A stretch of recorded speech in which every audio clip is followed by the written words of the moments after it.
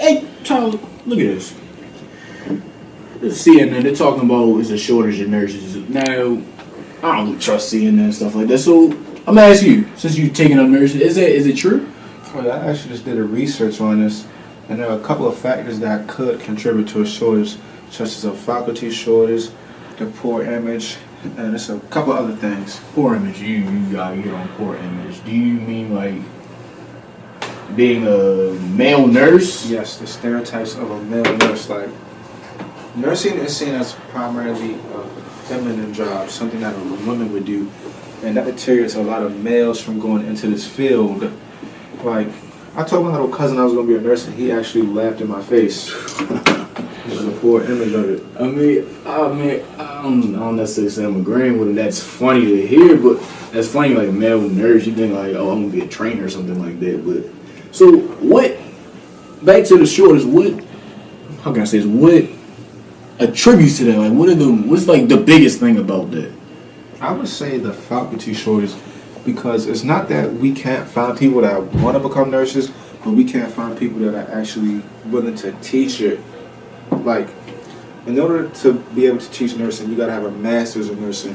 And you can actually make more practicing with your master's than you can teaching, and that contributes to it. Tyler, all right, I'm still lost on this. So, you said you researched, but you didn't really answer my question. Like, what did you research? What did you find, really? Well, when I did the research, a couple of things that I found was that the research didn't really address the shortage from around the world. It just mainly focused in the U.S. So I have an idea what's going on around the world, but I really don't, because it's kind of hard to find research on that.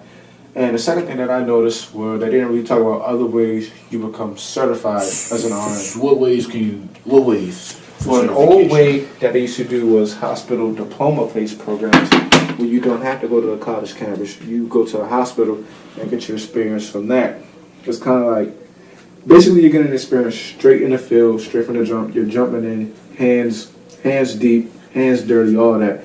And it takes you 4 years, just like a college. So why?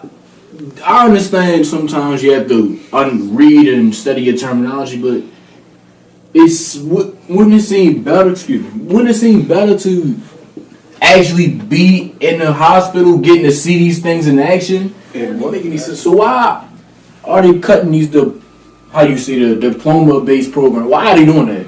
I really don't know why they are doing it, but when they started doing it, like, you can see that our number of RNs actually dropped and decreased. How do you feel about it, though? That's my question. I feel like we should bring it back, because it would help raise the rate of RNs up. It would also be cheaper, because now it's really hard to find a diploma-based program. Like, the only one I could find was all the way out in California. Yeah. And the thing about diploma programs is, like, okay, so you go to the hospital, you complete your program, and you could actually work for the hospital when you're done, so you automatically have a job. Like that. So it's like an internship, basically? Something like that. In the hospital, if you sign a contract and you agree to work with them when you're done, school will be free or discounted. Wow. It just seems like they're doing nursing students as well as their patients an injustice, honestly. Exactly. I mean,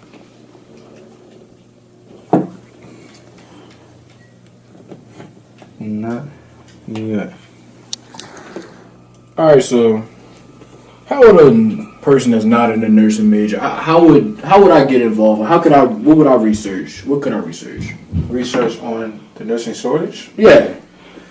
Well, I guess you would want to start with a survey pool and actually find out who knows about the shortage. And I would go about it as in trying to get people more from around the world.